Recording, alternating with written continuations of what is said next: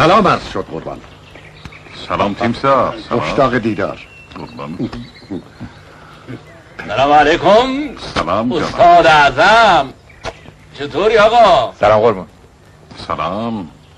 موهاتون همه سفید شد آقا. تو هم بی نصیب نموندی جوون. تیمسارم همینطور. خب سفرتون راحت بود؟ راحت که چه عرض کنم، ولی خب در واقع چمدونای ما رسیده دیگه قربون. بله؟ بله.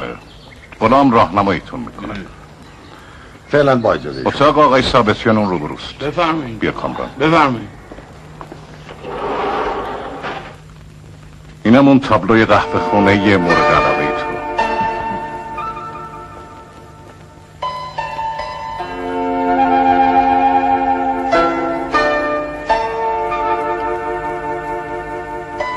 فکر نمی‌کردم از این چیزا خوشتون بیاد آقا. در حد تزیینش بد نیست. از آذر چه خبر؟ هفته پیش باش صحبت کردم. پاریس بیتابی میکنه، قر میزنه، به من میگه بیا. وضع مالیش معلومه دیگه خراب. من که پولی ندارم، اونم که اونجا کار نمیتونه بکنه.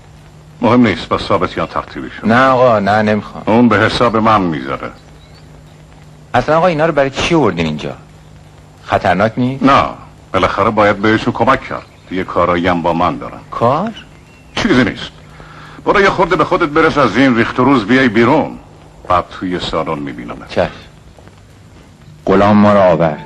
منتظر دیدن چنین آدمی نبودم. تعجب میکنم چطور تقی‌نیا 1 سال را تنها با او گذرانده. به هر حال ما رسیدیم. لباسهایی که ما را شبیه بقیه مردم میکرد از تن به در کردیم و این خانه دور به ظاهر امن ما را پناه داد. گرچه ما پناه از تقی‌نیا میجستیم. هم آن سپهبد دور دیده امریکا و همان سرمایه‌دار راحت طلب و هم من که سالهاست مرشد و راهنمایم بود.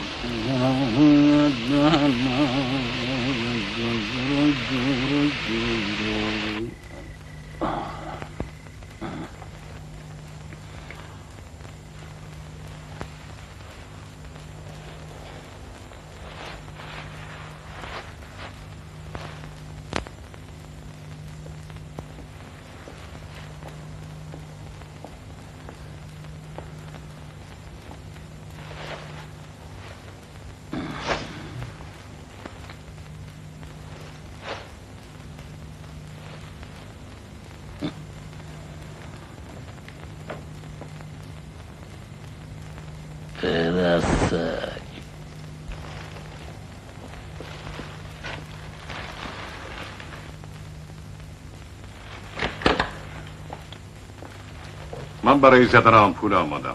به به قربان آقا. چه کنیم دیگه آقا؟ این انسولین هم شده شیشه عمر ما. بفرمایید.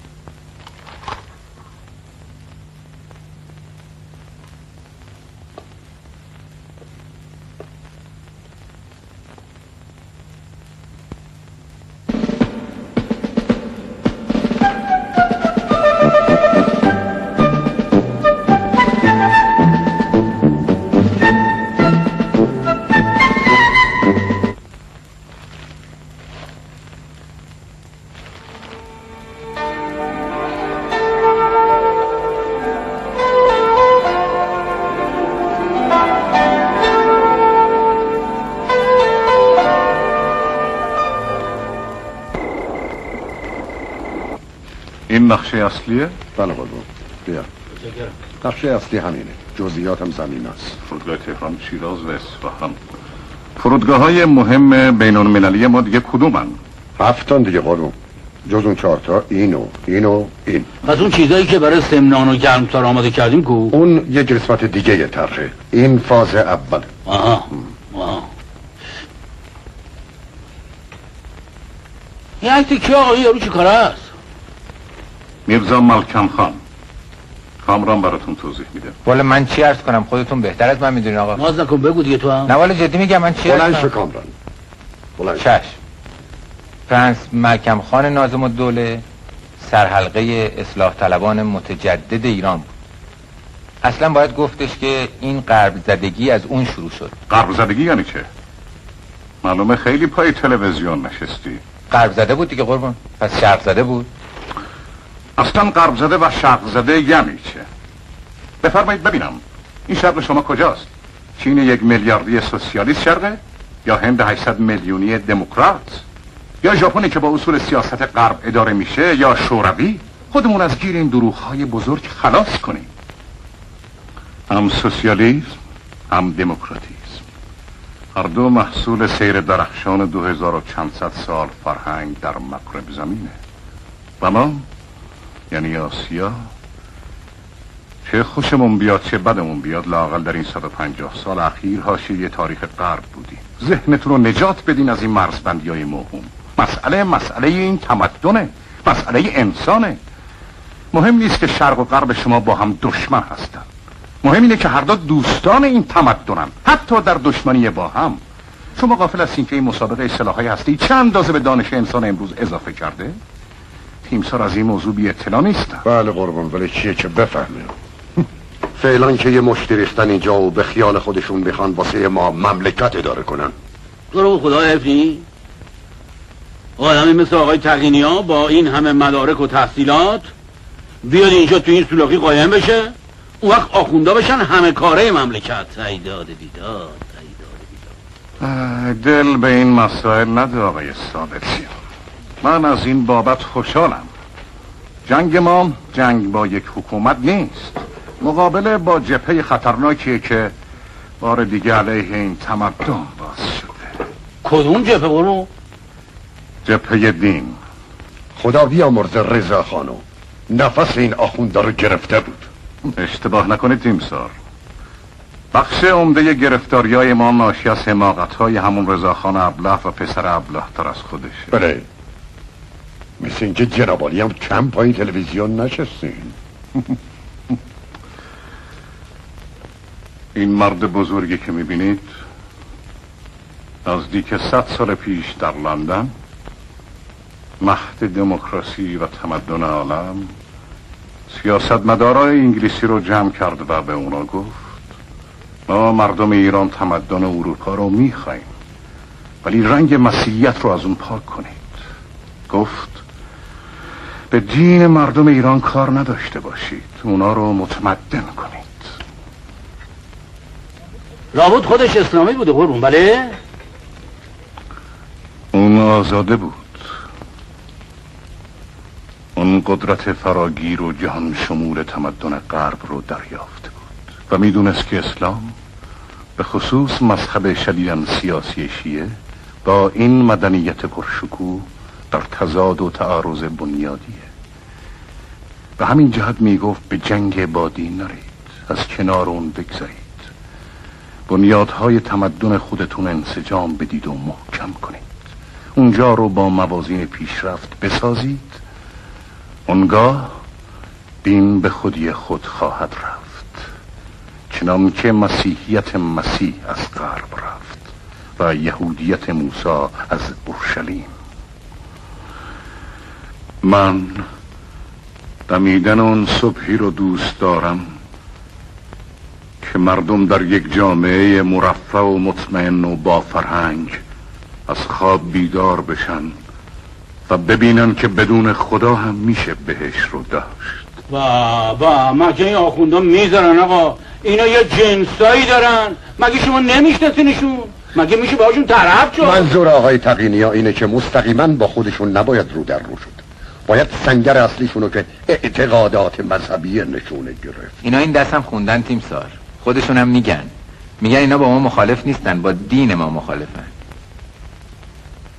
از این فرصت استفاده کنید. شما دشمنی دارید که راست میگه. به هر حال این یک جنگه، یک جنگ قدیمی ولی کهنه نشده و در عین حال شیرین و مهیج. خیلی خوب آقا، بسته واسه امشبم بسته. من دیگه کلم با کرد. اجازه بدین برو اون ویولون تو بعد بیار بزن تیمسار. شما تازگیان نمیدونید که چه پنجه شیمی پیدا کرده. چی میگی؟ دو تا دیگه کم بزنه. فراموش کردم. برو خوب راست میگی. آقا فرمون برو جون. خواهش میکنم. عجب بادمی هستی. من از تو یه بابا کرم بردم، ایشونم میدونن. برو بیا بزن.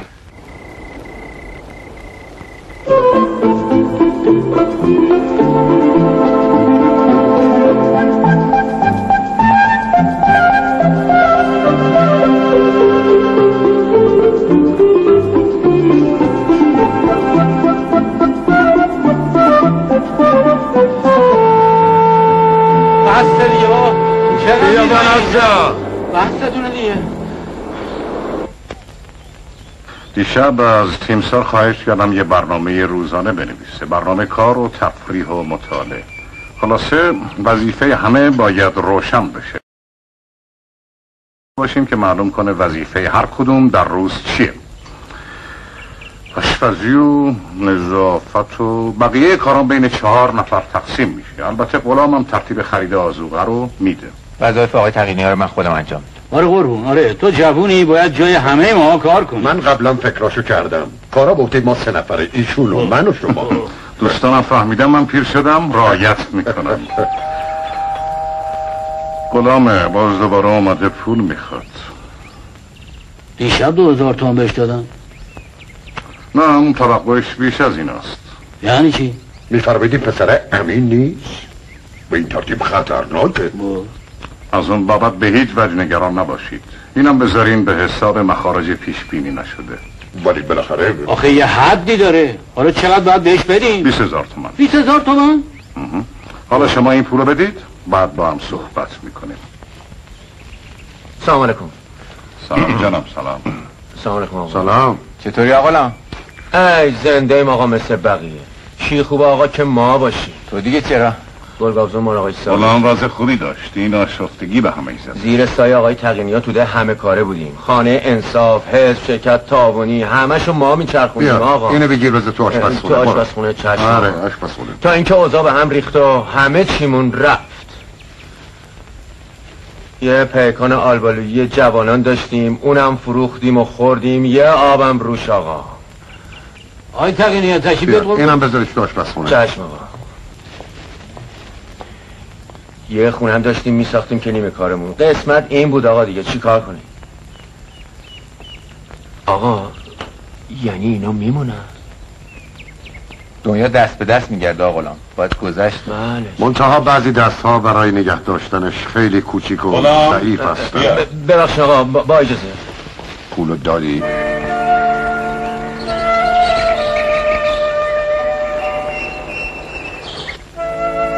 استاد من مدام میگوید و ما گوش میکنیم.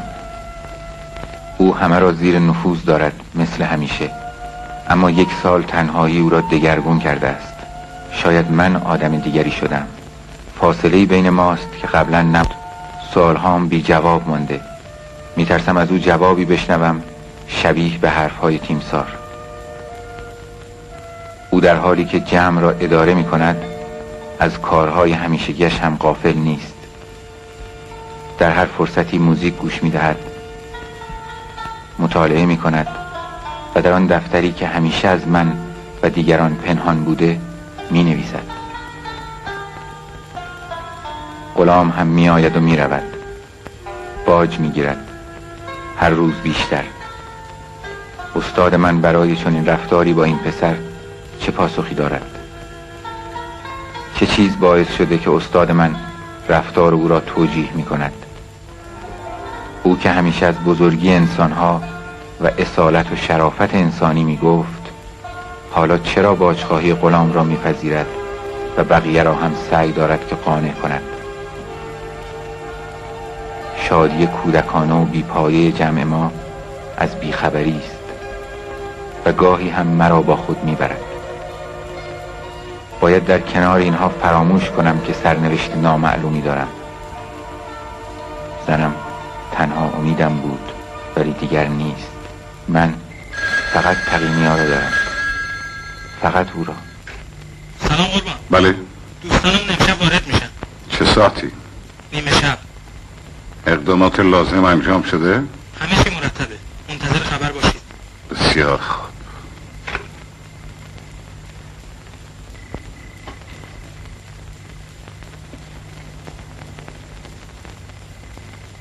بخوابید.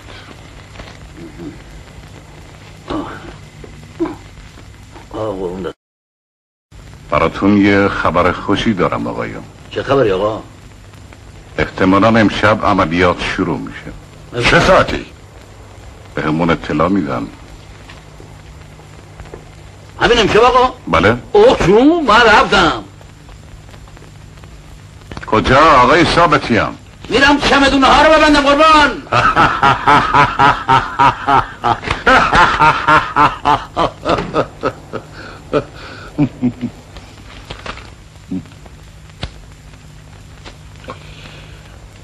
واقعا عملیات سختیه.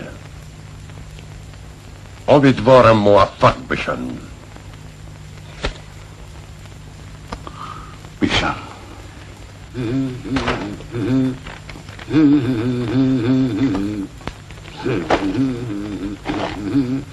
رفتم که رفتم امشب شب حالی. آره بابا شب حاله بده به من. خیلی دوست دارم آقای تقینی ها. من به حرفای اون شب شما خیلی فکر کردم. هر کلمهش برای من یک کتابه. خیلی جالب اتفاقا حرف آقای تقینی‌ها رو از زبون آقای ثابتیان بشنویم. قشنگ ما شروع کردی کامران خان. خیال کردی اینجام صحنه تئاتر که برای مردم فیلم می‌سازی. آقا اگه قرار بشه من حرفی میزنم ایشون به حساب کامران شما کوتاه بذار استاد حرفشو بزنه. استاد خودتی؟ یا جوری حرف میزنی انگار تو این جمع فقط من یک جایی بابا من که حرف بدی ندادم. چرا می‌خدیم ولی با آدم؟ با این حال من میگم حرف آقای تقینی ها حرف منه. روک و پوست کنده میگه آقا این ملت یه ملت باشخوری هم. چرا میخندی؟ میگه اگه خدا خواسته آقای تقینی که حرف قرآن آقا جان ما نشستیم دور هم صحبت کنیم. چرا مشاجره میکنیم؟ میگه اگه طبیعت این ملت رو بلند کرده و با ما تحت انداخته تو پاتیل حسن زیر پاشون این همه جای نفت گذاشته که نباید واسطن سر گردنه از مردم دنیا بار بخوان. میگه اگه یه عده اونور دنیا بلدن با نفت برای استفاده زیر پای تو برای یخچال و فریزر و کوفت و زهرمار درست کنن این که نباید تاخچه بالا بذاری. آقا نفت اصلا مال کسیه که بتونه ازش استفاده کنه. چه زیر پای من، چه زیر پای تو، چه زیر پای هر بلد اومدیم و این نفت بدرکی تموم شد. تموم که آقا تا این سگ مصب ارزش داره ازش استفاده کنه. آقایی کن ببینم شما از آقا شدن بدتون میاد بابولی بابا. چرا بدم بیاد؟ ولی آخه اینا یه چیز دیگه میگن که این آقایی نیست، این انگل شدنه. این حرفا چیه میزنه کامران جان؟ تو دیگه چرا؟ یارو توپ و تانک و موشک و زیر دریایی میسازه میدتش به من. یاد من میده که چجوری ازش استفاده بکنم. حالا این بچگانه نیست که من تو روش واسم و بگم حالا من این ور جوب تو اون ور جوب. خب معلومه یارو با نوع بهترش میزنه پدرم هم گرمه. خب دیگه قضیه شمشیر و تیرکمون که نیست آقا. قضیه بمب اتمه، سلاح شیمیاییه، ناپالم آقا. من اگه راست میگم باید دستمو بذارم تو دست اونی که همه جور تأمینم میکنه تا واسم جلوی خرسه که این نخورتم. چون اینه که هرچی اون میسازه رو دستش بلند میشه. نمیدونم میگن اینجا نباید پایگاه درست کنیم. نمیدونم مستشارات چرا اینجا هستن. و مستشار کجا برم؟ اینجا نباشن که یارو یه روزه لقمه کپت میکنه. لقمه کپ. فهمیدی؟ تعبیر جان. بله دیگه برای اینکه لقمه چپ یکی نشی لقمه راست اون شد. لابد بالاخره باید با یکیشون همراه شد دیگه. نه این یه تقریب تاریخی. خدا پدرت بیامرزه. یه بس واسهتون بچسبونم؟ نه دیگه نمیشه. پس شما استاد یه بس واسه من بچسبونید حال کنید. همون جامعه ایدئال شرایطش فراهم شد. سیاست و فرهنگش که هست، اقتصادش هم که اینجاست، نظامیگریش هم که عقیده غیر از این داری؟ نه قربون. پس در سوخت بازی در حالا خوب خودش یه عمری در دفتر شعبانوی هنرپرور آسیست.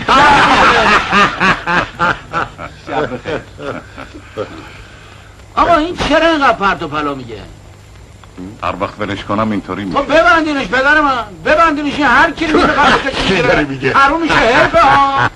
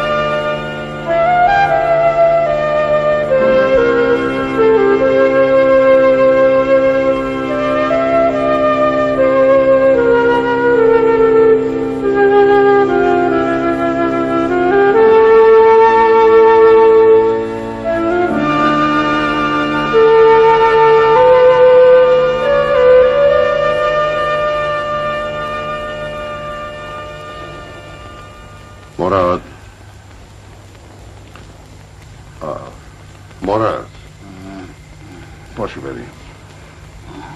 خبری نشد؟ هیچی. خبر نشد باز کجا باشیم بریم؟ باش بریم بخوابیم. بلند شو.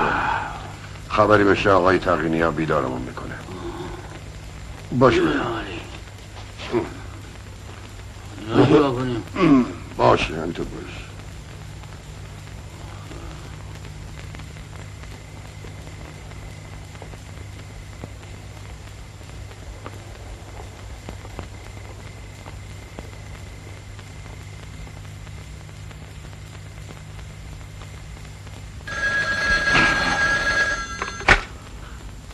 الو قربان برنامه منتفیه. تر شکست خورد.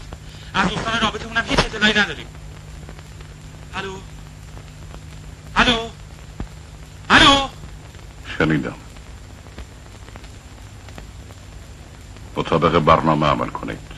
بله قربان. بعداً تلفن میکنم. مطابق پیش بینی. چشم قربان.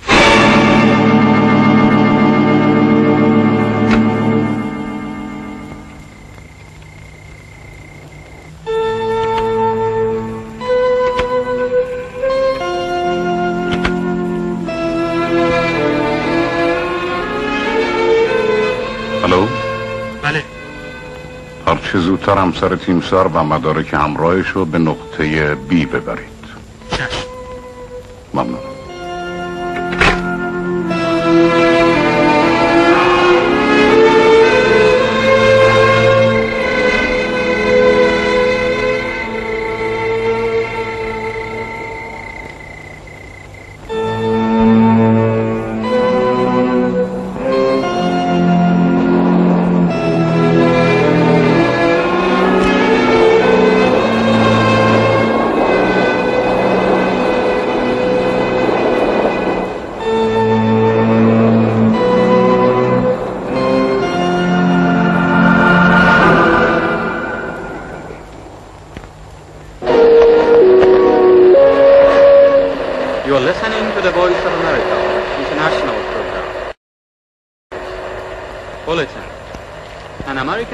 To Iran was aborted yesterday when 8 crew members of USA Marine and pilots were killed. President Carter said it was my decision to attempt the rescue operation. آقای تقینیا خوابیدین؟ پاشین ببینید چه خبر. آمریکایی‌ها حمله کردن، شکست خوردن. حمله نظامی بوده، کارتر خودش اعلام کرد. رادیو رو گیریم. اینترنشنال بگیر. موج کوتاه.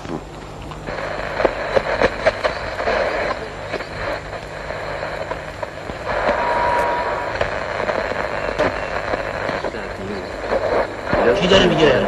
میگه اسناد و مدارک همه اینجا جا مونده. آمریکایی هم رفتن. شما چطوره؟ پس چرا هیچ جوری ما رو از جریان نداشتن؟ براون داره صحبت میکنه. براون که؟ وزیر دفاع آمریکا. وزیر دفاع آمریکا؟ آقای تقینیا تو اتاقش نیست. موضوع چیه؟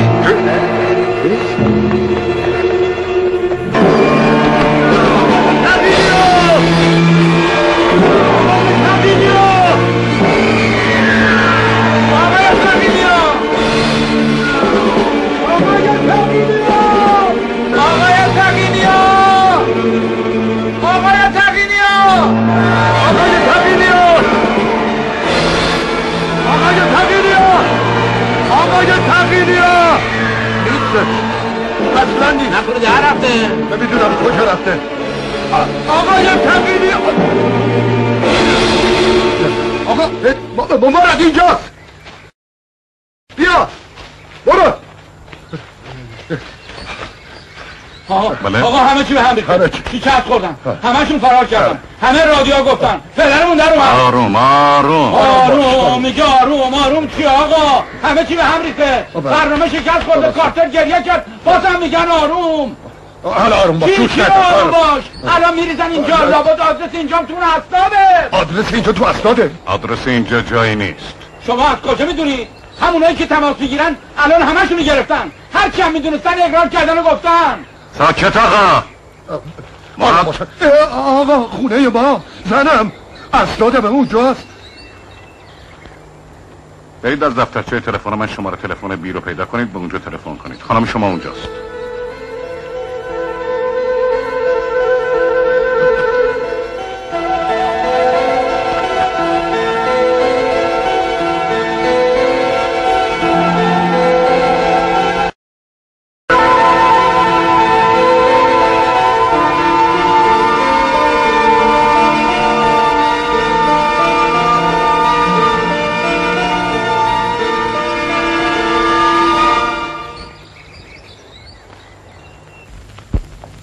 خیلی ممنون آقا.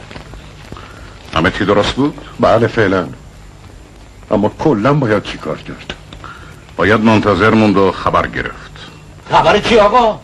همه چی تموم شد، همه‌شون در رفتن. چند ساعت دیگه که آبا از آسیاب بیفته تماسا برقرار میشه. چه تماسی آقای تقینیان؟ دیگه کاری از دست ما ساخته نیست. مردم الان همه تو فکرن یه جوری جونشون بردن در رهنه. این ماشینالات و بولدوزرهای من چی میشه؟ یعنی 200 میلیون تومن ما رفت رو هوا. 100 آدم از یک طرف، آمریکا با تمام بزرگیش از طرف دیگه، همه گرفتار این برنامه شدن. همه فدا بشن به خاطر تو. چقدر خودخواهی تو. به من چه که شما حافظ شو. بریم مرد. برم کن. بریم. تازه بده کارم شدیم. احمد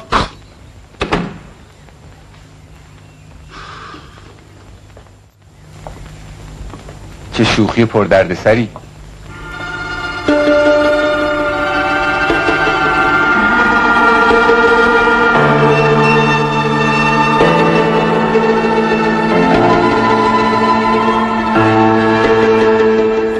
وایسا مراد. برم کن. کجا آقای ثابتیان؟ به کسی مربوط نیست. شما همینجوری میخواین نظم کشور رو حفظ کنید؟ شما که از پس یک نفرم بر نمیاد. کارش کنم قربان، زبون نمیفهمه. کجا میرین آقای ثابتیان؟ کجا نداره میرم. شما هم بی خودی اینجا موندین. خطرناک آقا، وایسین. مراد صبر کن ببینم. صبر کنم چی کار؟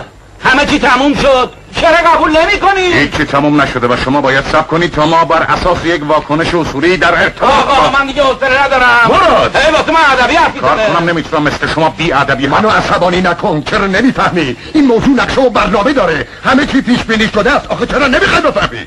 آخه چی برنامه داره؟ چرا شروعش میکنی؟ عقل تو به کار بنداز. مملکت ریخته به هم، همه دارن فرار میکنن. میدونم ولی ما فقط با حالوان من نمیدونم منتظر چی روش هستم. کن مراد. از کجا معلومه که آدرس اینجا دستشون نیفتاده باشه؟ گفتم آدرس اینجا رو کسی نداره. روش از کن. کجا بدونی؟ روش کن اولا. روش نده حسنا. چه پارو شدی؟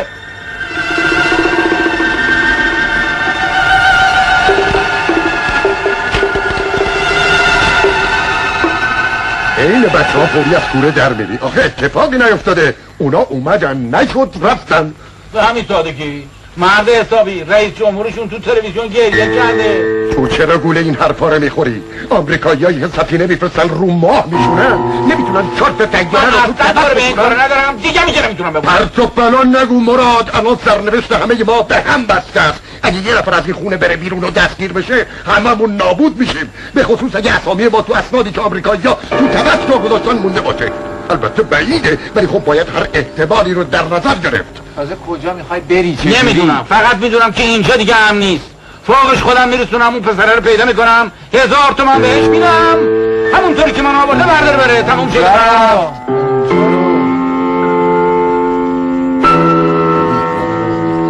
آقای تقینیا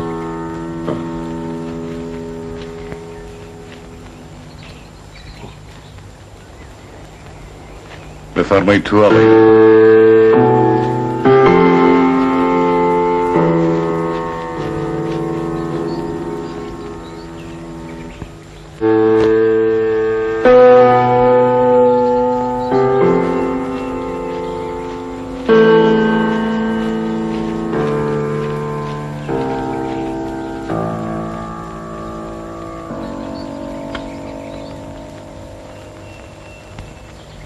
چطوری غلام؟ چی آوردی؟ جریان همش کلک بود. چی میگی؟ اینا رو میارم پول بگیری طاغوتیان. همش کلک بود. اینا رو باید میآوردم اینجا که شما به کاراتون برسین. جریان خیلی گنده تر از اونی که من فکر میکردم. آمریکایی‌ها تبر. آفرین پسر، خوشم میاد. بچه باهوشی هستی. بریم. کجا؟ بریم تا بهت بگم پسر جون.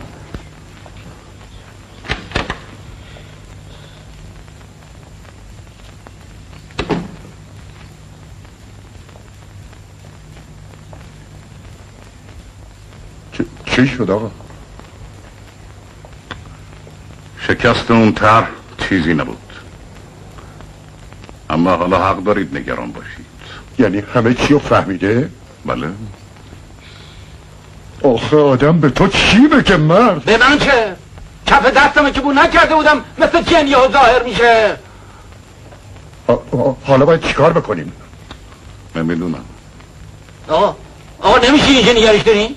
یعنی میفرمایید زندانش کنیم؟ نمیدونم امکانش هست تیمسار. بالاخره باید فکری کرد. چرا مزخرف میگین آقا؟ مگه هم چیزی ممکنه؟ به تو چه؟ این مسئله تو نیست. آقایون خودشون این مشکل به وجود آوردن، خودشون باید حلش به من چه؟ به من چه آقا؟ آقا اقلا نگرش دارین تا ما بتونیم یه تصمیم بگیریم. یعنی میفرمایید چی بهش بگم همونجا منتظر بشین تا آقایون تیغاشون آماده بکنم؟ یالا دیگه. آقای تقینی یه فکری بکن، داره صدات میکنه. یه خورده پول بده ببینم. بفهمید. بیشتر. هر چقدر بخوای برداریم. میبینی چه گندی زدی؟ خوب کردم، حالا که خرجش خودم داره میدم.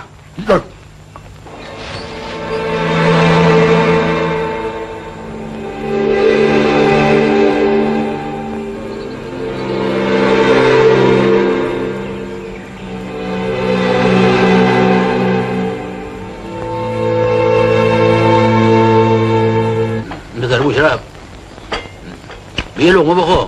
نمیخورم. از صبح تاله که چیزی نخوردی؟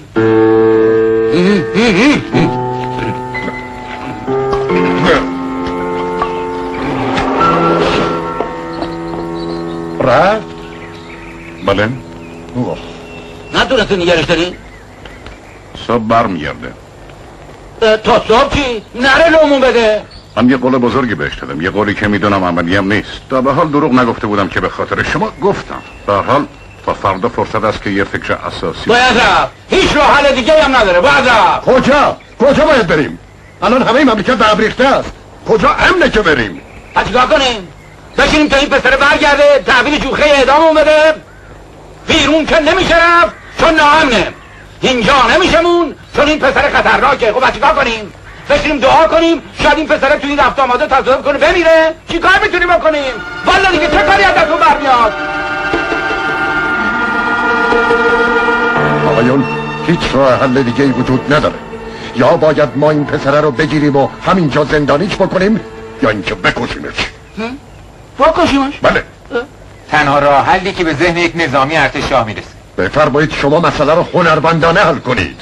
شما که جز نق زدن کاری ازتون بر نمیاد. اجازه بفرمایید آقایون، اجازه بفرمایید. ما اینجا برای مشورت دور هم جمع شدیم. پس هر کس حق داره نظر خودش ابراز بکنه. با برچسب و هوچیگری افراد وادار به خودسانسوری نکنید. پیشنهاد تیمسار اولین پیشنهاده، روش بحث میکنیم.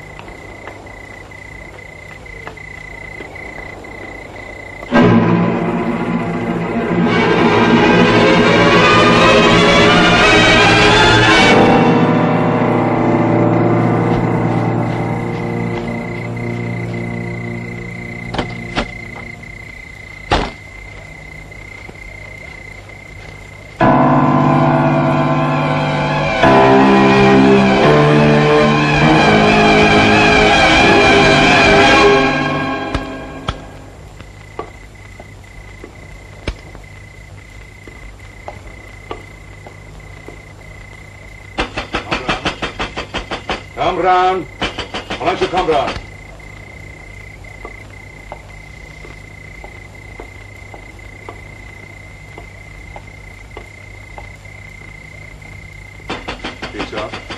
تیمسار بلند شو تیمسار. اون یارو داره فرار میکنه. این همه پولیه که من همراهم دارم، بقیه‌شم خودت ازم بگیر. فقط من از اینجا ببر، هر چی بخوای بهت میدم.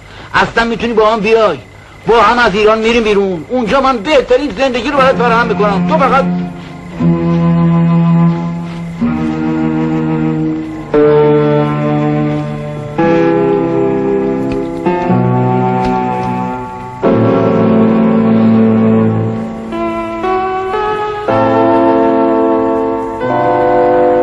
بفرمایید تو. یالا بده من. برو تو. خوب شد آقا به من گفتین اینجا مراقب باشم، وگرنه در رفته بود. ازش پول گرفتی؟ بله آقا، هر چی که داشت همه‌شو. پس رو برا شدی؟ ممنونی آقا. خیلی خب، اصلا لازم نیست به روی خودت بیاری. خونه داره ساخته میشه. سایتون کم نشه. خیلی خب، برو فردا بیام. صبح اول وقت بیا ببینم، شاید منم بتونم یه پولی برات بگیرم. خیلی نوکریم آقا. نامرد بگو.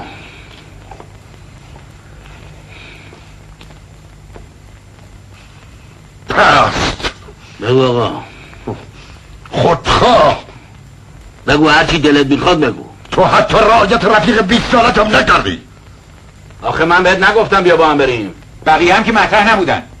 بقیه که پروفسور درن، چرا من بفرکشون باشم؟ آخه مردی که گرفته بودنه چی؟ اگه اون پسر برده بود تحویل داده بود. درست حرف بزن. با تو را اگه گرفته بودن همه مال داده بودی. همسر تو خیلی خوب میگم درست حرف بزن. ببین تو کامران بریم. خیال میکنی میتونی با تو بسیار چار پایونا شیگول؟ من خرج 100 تا سایکل تو رو میدم جوجه. باید به این بازی مضحک خاتمه داد آقایون. من دیگه تحمل این درگیری‌های مبتذل رو ندارم. کارو تموم کنین آقای تقی‌نیا. جز پیشنهاد من چاره دیگه ای نیست. خیلی خوب، چون هیچ پیشنهاد دیگه ای وجود نداره روی نظر تیمسار رأی میگیریم. نظر شما چی آقای ثابتیان؟ چرا همه سوال میکنی؟ هر کاری دلش میخواد بره بکنه. پس با اصل موضوع موافق؟ نمیشه آقای تقی‌نیا. من به تنهایی این کارو نمیکنم.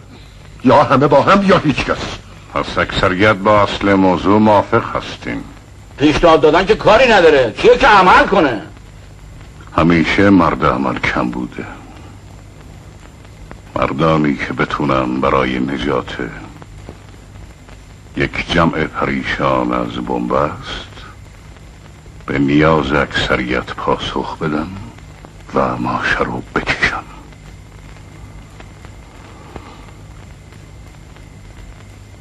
من خودم این وظیفه رو به عهده میگیرم.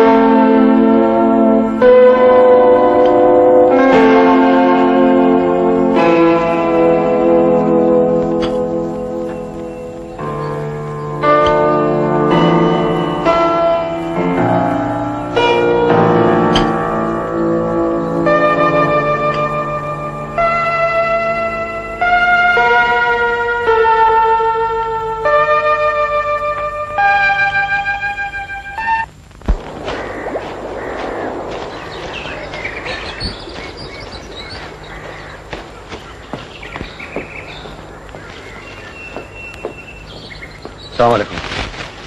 شکرهای ثابتیان. نون رژیمی برای شما، عسل برای تیمسار، چند تا مجله خارجی هم برای شما. آقا روزنامه‌تون هم گرفتم. برو تو آشپزخونه شیر رو گرم کن. چشم آقا.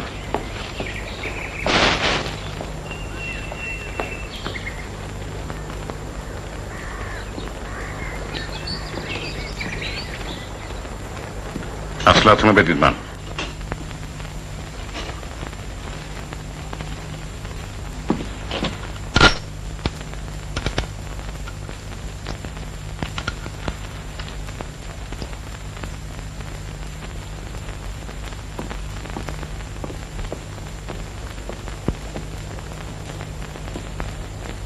چاکرم آقا. غلام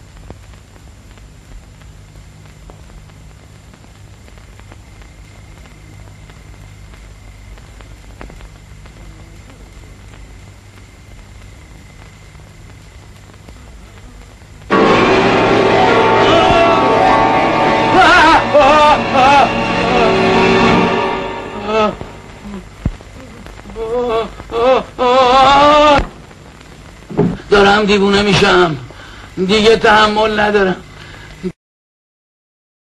تحمل کنم. آروم باش. این مردی که داره همه ما رو میکشه، همه ما رو نابود میکنه. مراد خفه شو. خودت خفه شو. مثل اولاغ افسار تو دادی دست این که هر کاری میخواد با ما بکنه. ما چی کار به این کارا داشتیم؟ گور بابای وطن رو انقلابم کردم. هی میگه وطن داره از دست میرم. مملکتو دست آخونده ندین. شما ها مسئولیت دارین. چه مسئولیتی؟ من مسئول زن بچه من که تو امریکا چشم برای منن.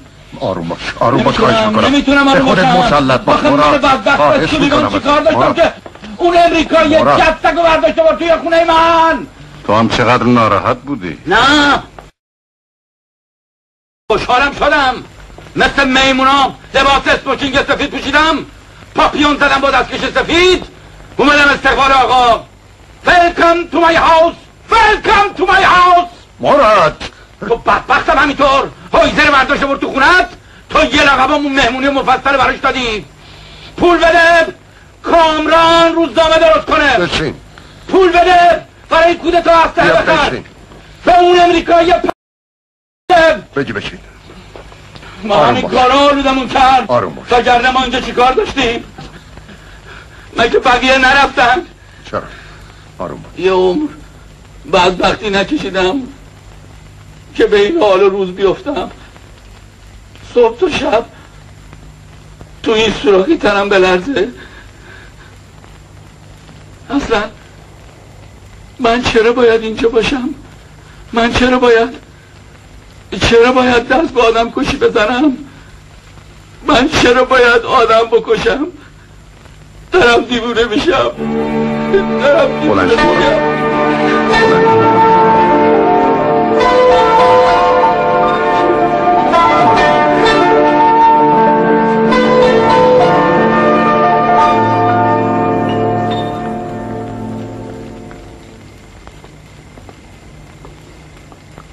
کامران کامران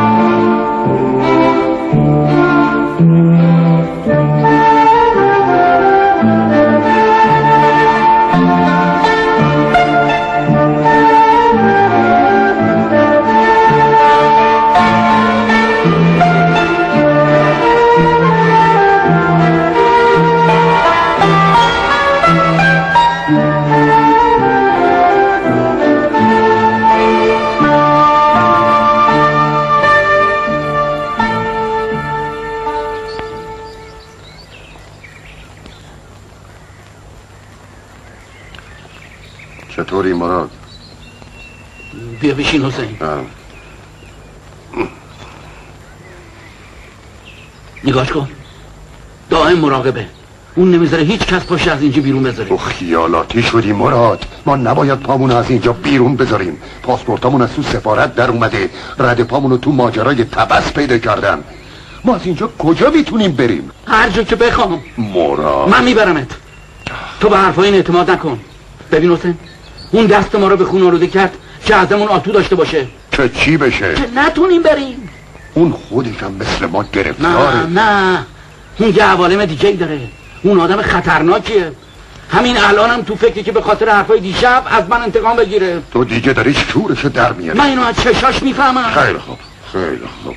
پس بذار من برم.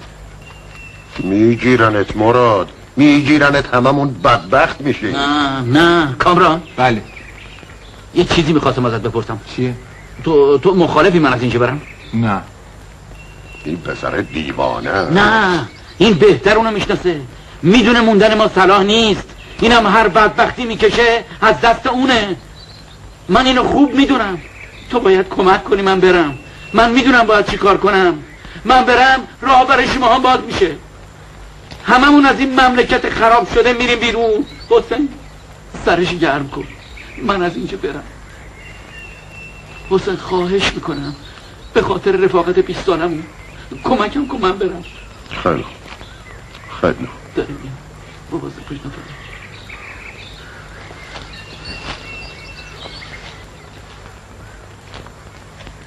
در فکر رفتنه؟ حسابی زده به سرش. این طبقه هم اینطوره، خودخواه و بی مسئولیت. من مطمئنم اون اگه موفق بشه بره چیزی نمیگذره که حتی خرجی بچه های تو هم در اونجا قطع میکنه. بی‌عاطفگی و خست ذاتی اینجور افراده. نمیدونم چی بگم. حفظ انضباط و مقررات زندگی جمعی تنها راه موندن ماست. تسلیم آشفتگی و یأس نشو تیمسار. اون ازت چی میخواد؟ کمک کنم بهش که بره. میگه امشب میخواد سر ما رو گرم کنی تا اون بتونه فرار کنه. به خاطر دوستی کمک کن تا همه چیز رو نابود کنه. این طبقه آفریده شده تا همه چیز رو به گند بکشه. همه چیز رو. کامرانم باش موافقت کرد. بقیده من خطر اون کمتر از ثابتیان نیست. متاسفانه همینطوره. دیگه باید یه فکر جدی کرد.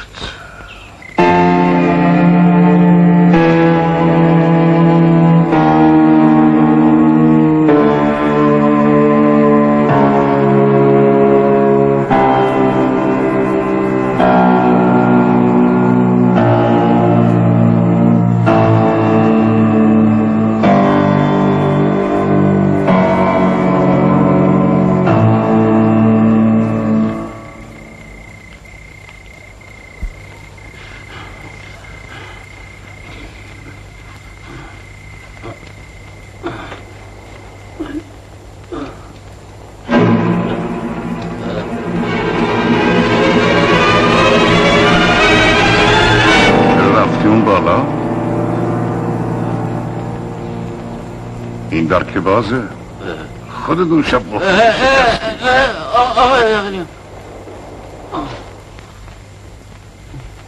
آمپولت هم که نزدی. من دیگه نمیتونی اینجا بمونی. خب من بیرون از اینجا همه جور امکانات دارم. خیلی خوب، اینجا صحیح نیست. بهتره بریم تو با هم صحبت کنیم.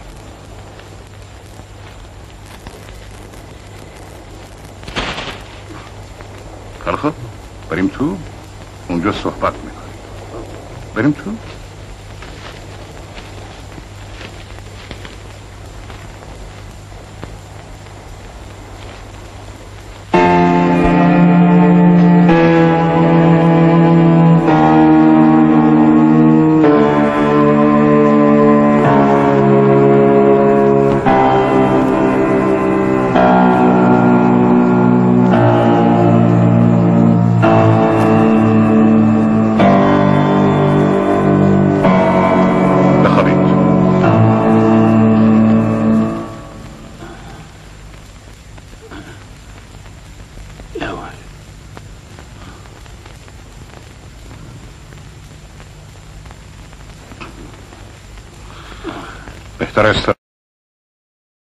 نمیخوای شما با هم صحبت کنیم؟ باشه صبح تا من با بچه هم صحبت کنم. ولی آقا ممکن اونا بخوان. من مطمئنم که اونا موافقت میکنم. بهتر حالا استراحت کنید.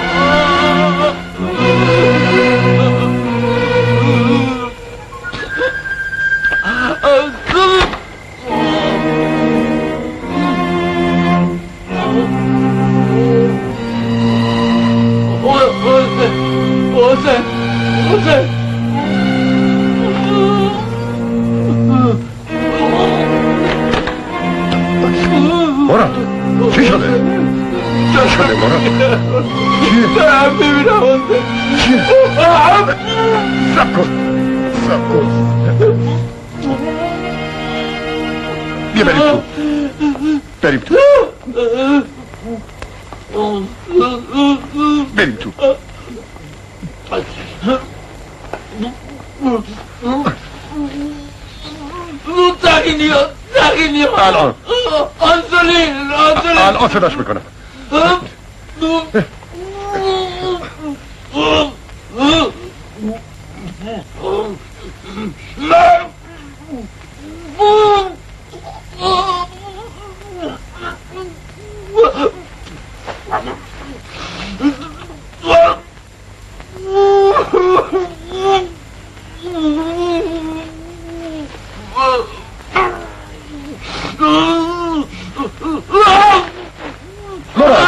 مراد بلند نشا پول بزنید. بخواب.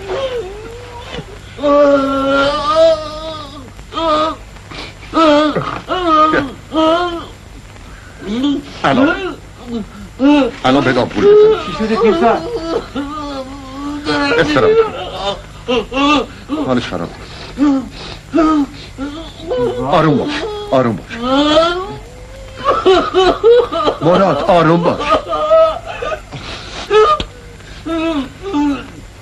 آقای تقی‌نیا زودتر. آروم باش. آروم الان صبر کن.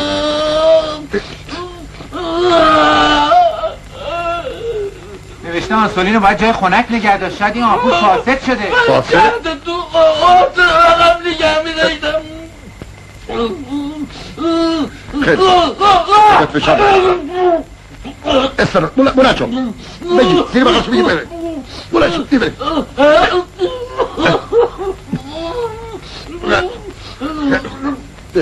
فکر بکنین آقا این حالش خیلی بده. چیزیش نیست، قندش بالا رفته. به شامپول زدیم، حالش خوب میشه. برو جلو. آروم باش، آروم باش. مراد بگی بخ. بذارید استراحت کنه، حالش خوب میشه. خب بفرمایید بیرون. بفرمایید. من اینجا پلوش بگونم. هر طور میلتونه. شما مگه تنهاش بذارید بهتره. من پیشش هستم. ممکنه بخوابه. ببریم کامران، بیا. استراحت کنه این داره میمیره. چی کار میتونیم بکنیم؟ هر کاری جز این که وایسیم تا اینم جلوی چشمون جون بده.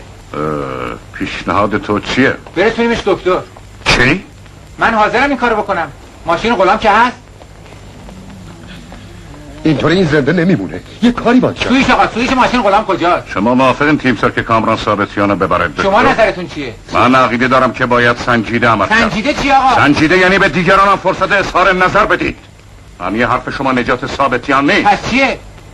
کشتن همه. و این حال اگه تیمسار هم موافقه من حرفی ندارم. سویچ زیر هیزم‌های کنار شمین است. ولی این کار درستی نیست. باید یه چاره دیگه‌ای پیدا کرد. اینو خودتون بهشون بگید. کامران واسه ببینم. واسه. این کار درستی نیست. باید یه فکر دیگه کرد کامران. چه فکری آقا؟ اون داره میمیره، مگه رفیق شما نیست؟ میکنم کامران، خواهش میکنم یه خورده بیشتر فکر کن. کامران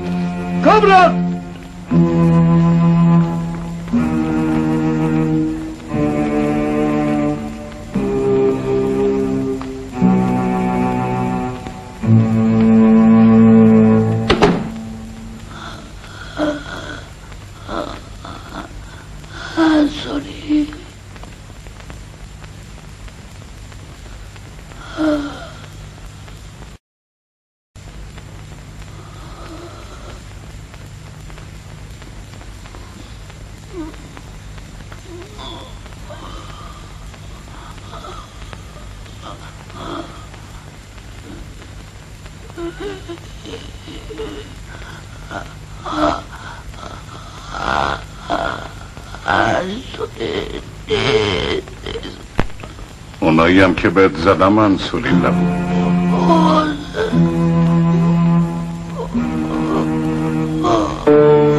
اون صدا تا نمیشنم.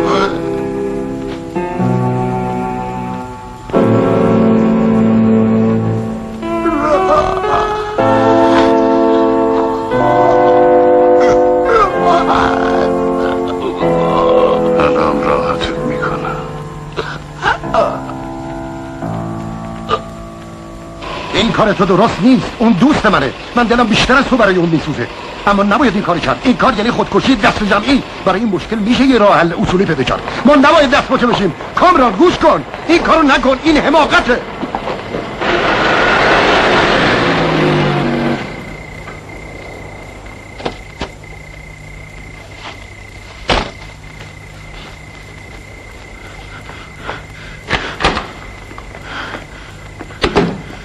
شد آقا؟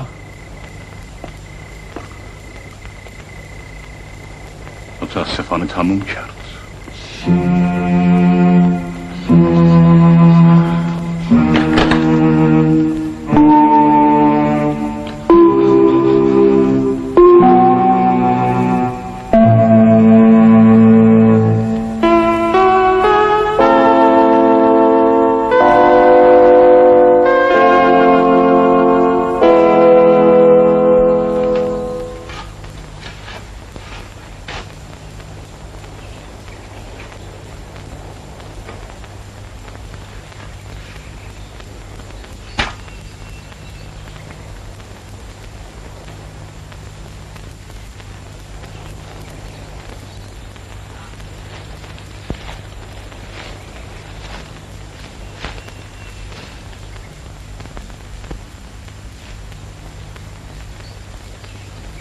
مادر تو راست میگفتی. مردن چه آسان است. اما ثابتیان نمرد. او ثابتیان را کشت. دیگر حرفی با او ندارم. با هیچ کس ندارم. خودش همین را میداند. او تیمسار ابله را میفرستد تا به من بگوید سرانجام بر ارتجاع پیروز میشویم. بدبخت، ارتجاع در توست و در او که تو را میفریبد. خودش در تنهایی غذا میخورد و تو بدبخت را میبیند که جیره غذایی دوست 20 سالت را میدزدی. این مرد سالها با من چه کرد؟ چرا من از ظاهر شدن با تو مادرم و از چادر خواهرم خجالت کشیدم؟ کاش فرصتی داشتم تا یک بار دیگر دستهای مهربان تو را ببوسم. کامران! کامران! کامران! کامران! آقای تقینیا! آقای تقینیا! آقای تقینیا! آقای تقینیا بیا! کامران فرار کرده، گذاشته رفته. رفته؟ آره، من همه جا رو دنبالش گشتم ولی پیداش نکردم. کامران!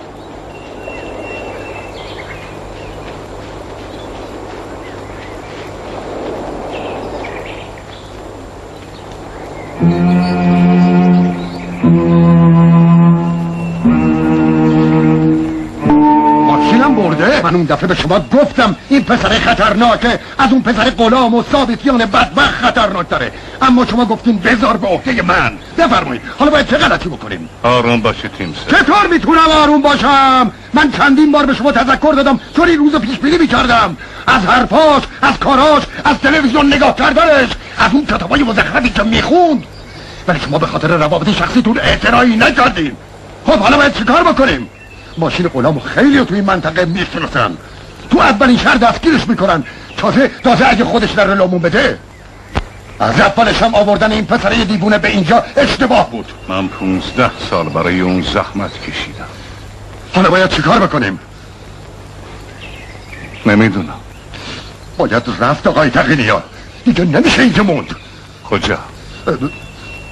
من با بر و بچه های ارتش آزادی بخش تماس دارم، اونا گفتن در عرض چند ساعت میتونن ما رو از اینجا ببرن. پس شما قبلا قراراتونو گذاشتی؟ من یه همچین روزی رو پیش بینی میکردم. بسیار خوب، هر کاری مصلحت میدونید بکنید. پس من میرم تماس بگیرم. اگه تو این چند ساعت هیچ اتفاقی نیفته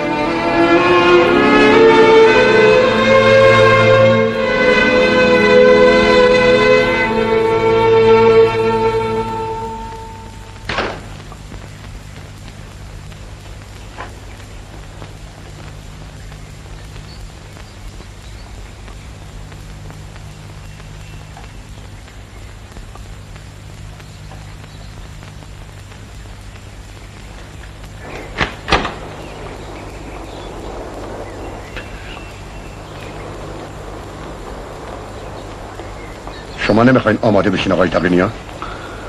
قرار گذاشتین؟ بله، همه چی آماده است. قبل از تاریکی حرکت میکنیم، فقط بعد از ظهر باید یه تلفن دیگه بکنیم.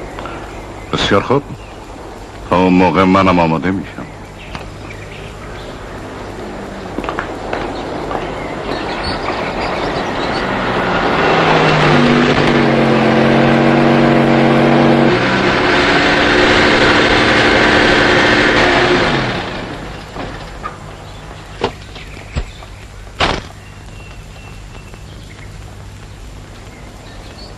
سلام.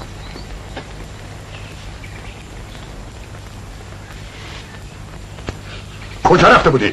خرید، دیگه چیزی برای خوردن نداشتیم. چی؟ تو با ماشین غلام رفتی تو این منطقه خرید؟ همه چیزم گرفتم.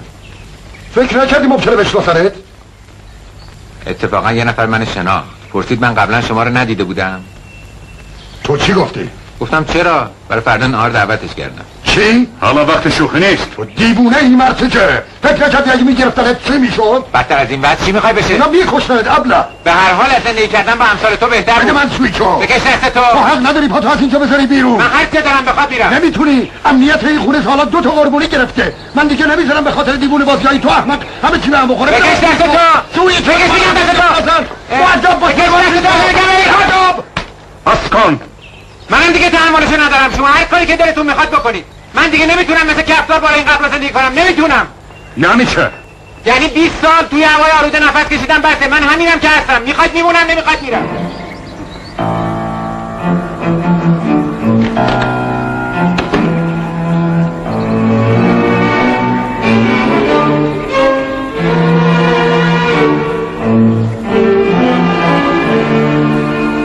باید چی کار بکنیم؟ نمیدونم. فکر میکنید هنوزم میشه به برنامه‌ای که شما داشتید عمل کرد؟ با وجود این پسره نه. ما دیگه هیچ جور امنیت نداریم. تا این هست نمیشه موند نمیشه رفت. پیشنهاد شما چیه؟ نمیدونم. به هر حال من فکر میکنم هرچی بگذره با بودن این پسر وضع ما بغرنج‌تر میشه. به هر حال شما قرار رفتن رو با هم بزنید تا یه فکر اساسی بکنید.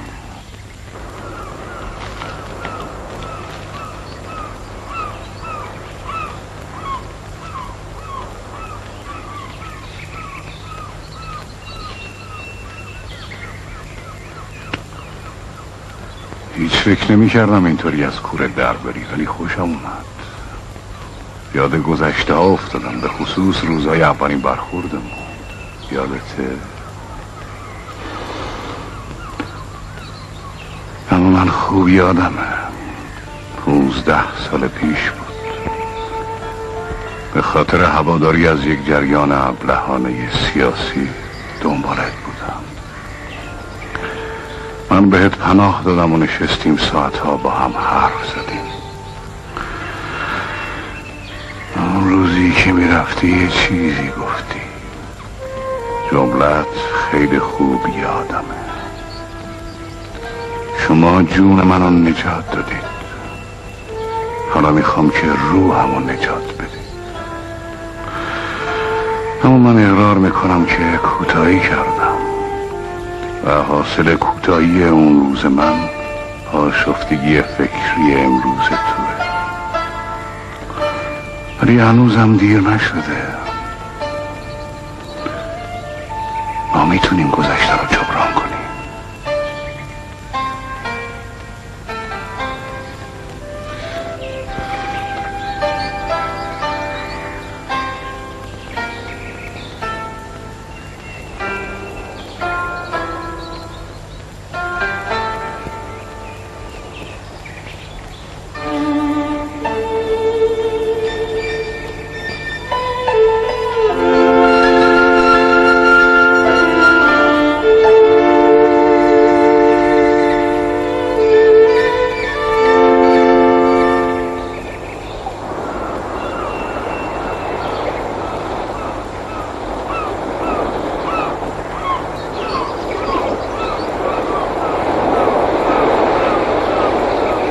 چی شد؟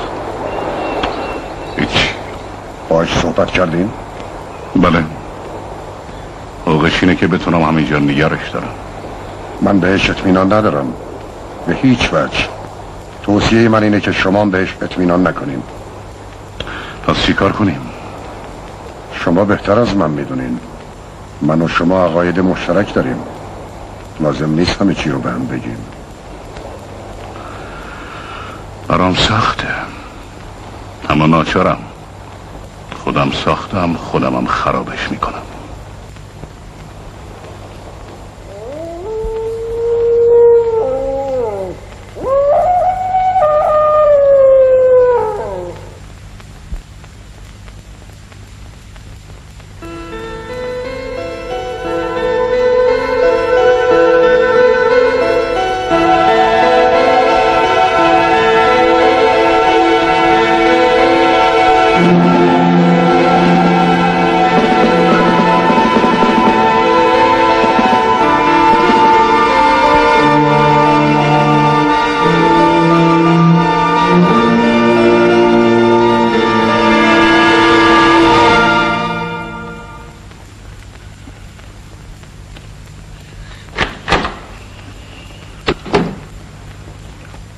اسلحه کجاست تیمسار؟ همین امشب؟ آره، اسلحه کجاست؟ اونجا تو گنج است، طبقه پایین.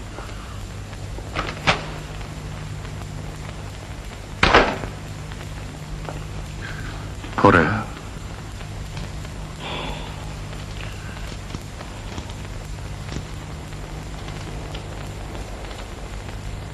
فقط باید ماشه کشید.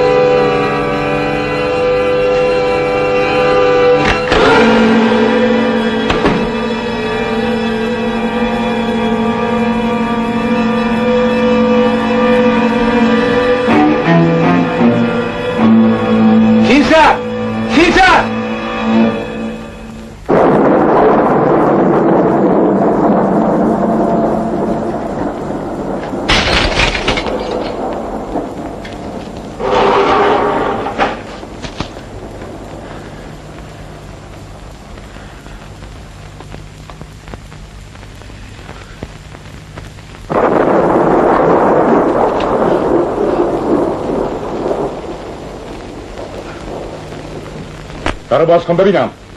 درو باز کن.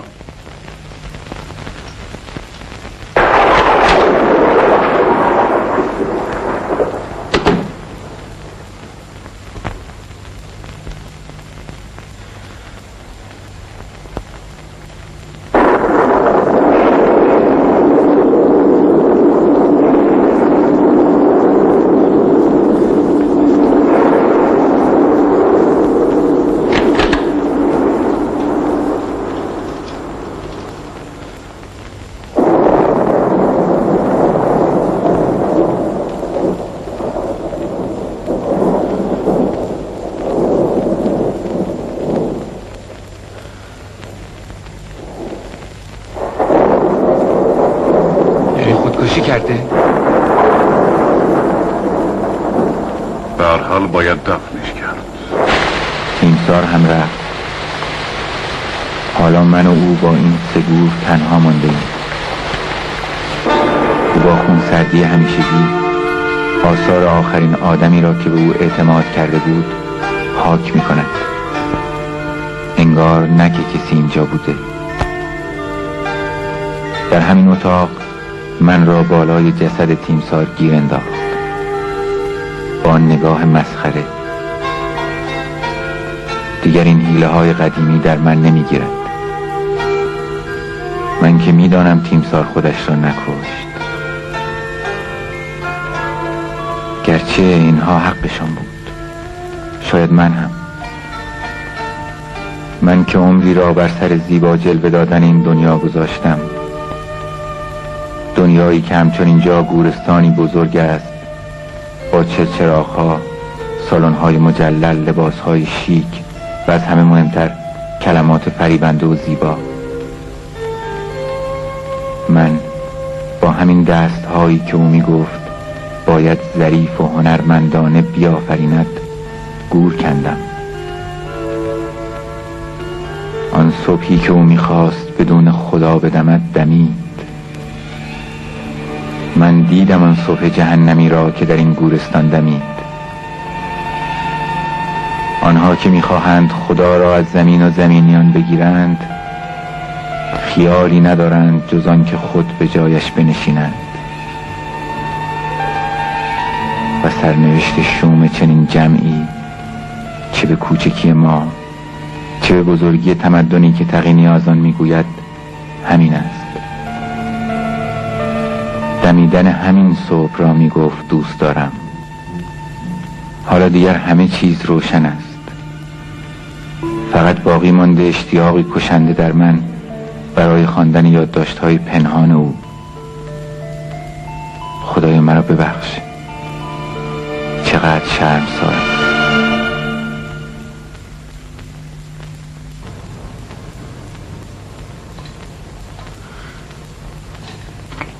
مگه خودت نمیخوری؟ نه، من خوردم.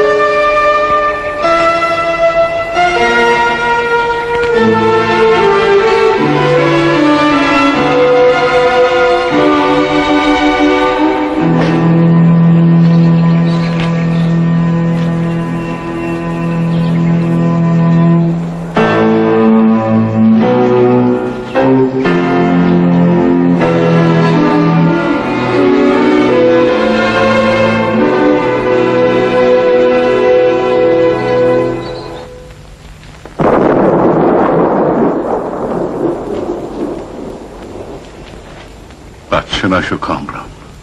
کاش اصلا بزرگ نشده بودم. تو داری گور خودتو میکنی. کار تازه ای نیست. قبلا برای مهمونای شما هم این کار کردم. اونا میگیرنت. وقتی بفهمن تو این خونه چی گذشته میکشنت. مهم نیست، چون به دست اونای کشته میشم که دوستشون دارم. اگه بد زندگی کردم لااقل خوب کشته شدن به دست یک مش مردم بی سر و پا خوب مردن نیست. به هر حال بهتر از مردن به دست شماست. من یکی دیگه به قربانگاه نمیام استاد. نمیذارم بالای گور من وایسی اون پیپ لعنتی رو دود کنی.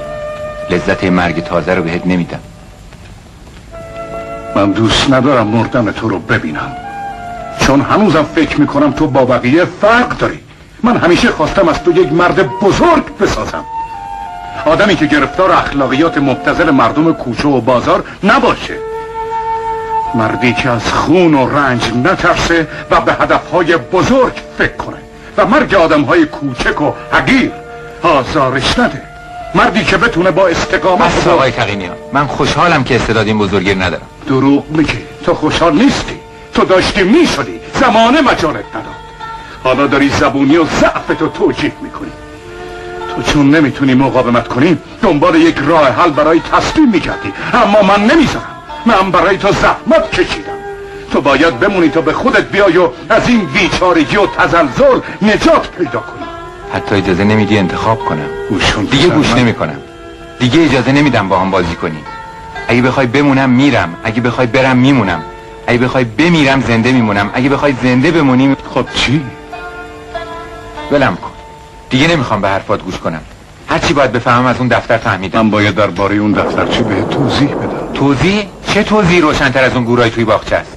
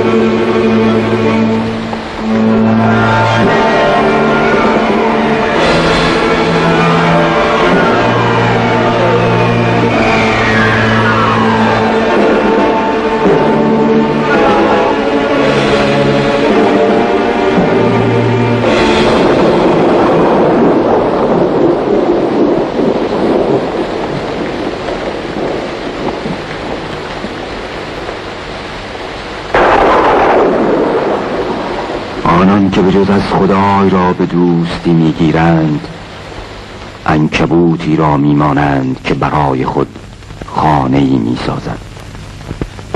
حالان که اگر علم میافتند میدانستند که